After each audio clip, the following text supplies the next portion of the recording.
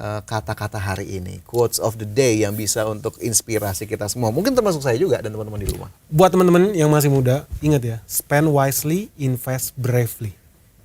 Spend wisely, invest bravely. Berapapun uang yang lu hasilkan, berapapun gaji lu yang lu punya hari ini, ingat, sisihkan dulu buat investasi, sisanya baru buat ngopi cantik, jalan-jalan, nonton, hura-hura.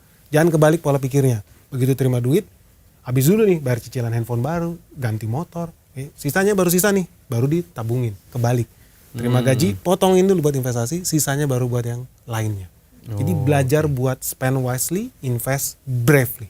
Jangan takut-takut investasi, spendnya tapi harus wise, harus bijaksana dari apa yang kemudian kita dapat. Nah ini ya catatan juga nih buat saya Mas Ben gitu ya, yang memang masih terus belajar karena nggak ada berhentinya lah belajar kalau saya di investasi saham. Tidak ada cuma rekomendasi. Gambaran aja dari Mas Ben. Mungkin teman-teman masih bingung nih di kondisi sekarang apa sih sebetulnya yang perlu dilihat gitu ya. Nah ini mungkin bisa menjadi salah satu catatan dari banyaknya sumber yang teman-teman baca. Kalau tadi kita ngomongin soal MSCI begitu ya, balik lagi lah tadi. Mungkin kita ada intermezzo juga tadi ya. Free float kalau kita bilang kan 7,5% cukup kecil. Dinaikkan ke 15% ya kita harapkan itu bisa jadi cukup oke. Tapi masalahnya masih banyak banget saham-saham lebih ratusan lah kalau kita bilang begitu ya, di bawah 15% free floatnya. Ini cukup sulit nggak untuk kemudian memaksa mereka untuk ningkatin free float? Atau memang kalau regulator udah bilang naikin ya naikin, nggak bisa, nggak ada lagi kompensasi atau dispensasi apapun? Nggak ada, OJK harus tegas. Jadi regulator, bursa efek juga harus tegas supaya kita bisa inline dengan, supaya MSCI juga bisa cari-cari alasan ke kita kan ya. Jadi memang wajib mereka lakukannya. Dan saya yakin pun emiten-emiten itu punya 1001 cara supaya betul sih supaya bisa memenuhi free float. Jadi gue yakin ini sangat gampang sebetulnya buat kita penuhin. Yang ada yang lebih sulit sebetulnya pertanyaannya, ada nggak likuiditasnya buat menyerap saham baru yang terbit ke publik itu? Ada nggak? Ternyata pemerintah udah siapkan solusinya. Dari Danantara. Dari yang Danantara. Sudah siap untuk membeli saham Senin, Selasa, Rabu, Kamis, Jumat. Party nih. Oke. Jadi sebetulnya ya kita harapkan regulator, pemerintah juga ini ya bahu-membahu begitu ya untuk kemudian bisa ningkatin hal ini. Nah kalau kita lihat dari investasi saham sendiri gitu ya, tadi Mas Ben sempat sebut investor kalau naiknya juga signifikan, likuiditasnya naik juga, market cap kita juga naik. Dana pensiun dan asuransi juga sekarang diizinin nih Mas Ben untuk ditambahin ya? Ditambahin lagi investasi sahamnya bahkan hingga 20%. Sebetulnya dampaknya gimana nih gambarannya? Apakah cuma sedikit-sedikit aja atau justru memang cukup besar dampaknya kalau kita lihat indeks kita? Menurut saya itu dampaknya sangat-sangat besar dan sangat-sangat baik dibanding selama ini mereka dapen ini apa yang dia lakukan, beli SBN. Kalau dia beli SBN kan ada bunganya. Bunganya misalkan 5%, yang bayar bunganya kan kita, pakai duit pajak kita. Rese banget ini orang ini. Udah gaji kita dipotong buat ngasih ke mereka, gaji kita dipotong buat bayar pajak, dipakai buat ngasih lagi mereka. Ini mah dari duit kita ke kita juga nih dana pensiun ini. Cara mudah untuk investasi mereka. Cara mudah aja. Aduh ya, sekarang mereka harus kerja beneran. Apa? Ya usaha-usaha yang prospektif, bisnis-bisnis yang prospektif, ya you invest lah di Indonesia. Jadi makin banyak, makin hidup, dan makin semangat orang-orang buat IPO di dalam negeri. Jadi gue sangat-sangat happy dengan itu. Semoga pun dapen kita punya cukup intelijensia dan kredibilitas untuk lakukan itu dengan cermat lah, karena kan itu duit pensiun rakyat ya. Jangan sampai kayak kasus yang lama-lama tuh ada Asabri lah gitu kan, dan lain sebagainya gitu kan. Jangan begitulah. Jadi justru dengan momentum OJK dirapihin, bursa efek dirapihin, dapen masuk, big fund masuk, ini justru jadi momentum buat kita grow. Makanya sekarang rugi banget pegang cash, rugi banget. This is the very right moment buat orang-orang mau invest di pasar modal. Nggak akan keulang nih momen-momen begini. Ini rugi banget, benar-benar rugi. 2026. Tapi 2026 memang tahunnya kayak gini gitu Mas kemarin kelihatannya. Enggak. Ini semua cuma jangka pendek lah. Jangka pendek aja ya, momentum ya atau. Saya tetap optimis kalau 9.000 itu kemurahan. IHSG 10.000. 10.000 ya. Paling cepat akhir tahun ini kita udah 10.000. Gua sangat yakin. Yakin banget. Jadi ini momen-momen yang menyenangkan lah. Momen-momen yang menyenangkan. Oke.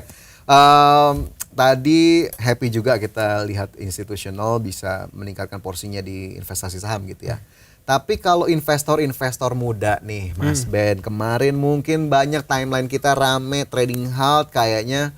Mungkin kalau yang kurang tahu ya kenapa gini, mungkin ada yang bikin panik atau gimana. Nah sebetulnya menghadapi gejolak IHSG kali ini tuh sebetulnya seperti apa? Apalagi buat investor-investor muda atau mungkin yang sekarang nonton kita nih Mas Ben baru memulai untuk investasi saham.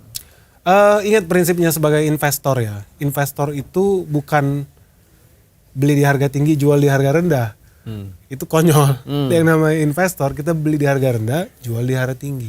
Artinya beda dengan trader.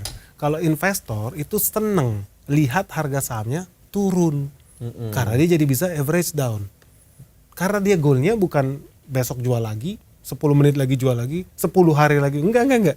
Kita sekali invest tuh minimal 2 atau 3 tahun kita tahan. Untungnya udah 300%, 1000%, tergantung perusahaannya beda-beda, baru kita jual gitu loh. Dan makanya kita harus ingat ada prinsipnya, buy when there is blood in the street.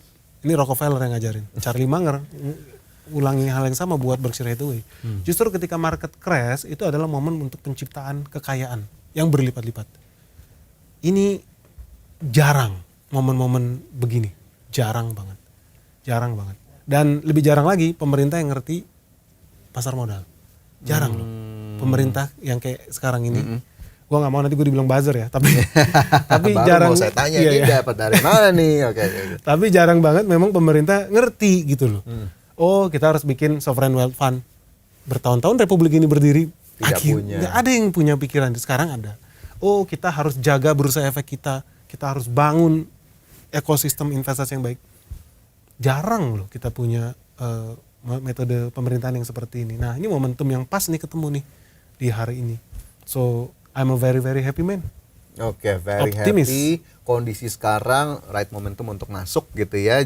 Jarang nih ya kondisi kayak gini. Iya, 10 tahun sekali belum tentu. Oke, jadi ya manfaatin aja gitu ya momentum yang ada. Oke, mungkin tadi kan cukup banyak yang kita ulas ya Mas Ben. Ya masih banyak banget sebetulnya kalau mau kita gali, kita kulik. Tapi kan Mas Ben waktunya juga terbatas nih, nggak bisa nih saya lama-lamain di sini. Mungkin tipsnya udah dikasih, tapi kalau kita lihat kondisi market sekarang atau mungkin pasar modal atau investasi saham secara keseluruhan, mungkin Mas Ben punya nggak sih kata-kata hari ini, quotes of the day yang bisa untuk inspirasi kita semua? Mungkin termasuk saya juga dan teman-teman di rumah. Buat teman-teman yang masih muda, ingat ya, spend wisely, invest bravely.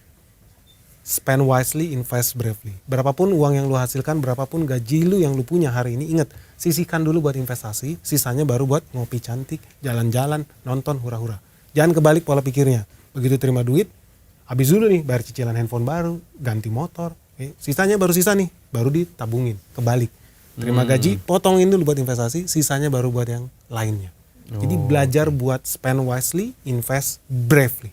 Jangan takut-takut investasi, spendnya tapi harus wise, harus bijaksana dari apa yang kemudian kita dapat. Nah ini ya catatan juga nih buat saya Mas Ben gitu ya, yang memang masih terus belajar karena nggak ada berhentinya lah belajar kalau saya di investasi saham ataupun di pasar modal. Dan semoga ini juga bisa jadi inspirasi buat teman-teman gimana kemudian Mas Ben bisa berani begitu menghadapi kondisi pasar modal dalam situasi apapun, termasuk saat ini yang memang dipandang menjadi momentum. Mas Ben, thank you banget hari ini sudah hadir Thank di you banget, Mas The Fajar. Cuan IDX Channel. Semoga apa yang Mas Ben berikan begitu ya bisa menjadi inspirasi untuk kita semua. Dan teman-teman IDX Channel, pemirsa IDX Channel, nanti kita akan balik lagi dengan obrolan yang tentunya nggak kalah menarik di episode The Cuan berikutnya. Saya Fajar Royon, terima kasih, sampai jumpa. Thank you Mas Ben. Thank you Mas Fajar. Luar biasa.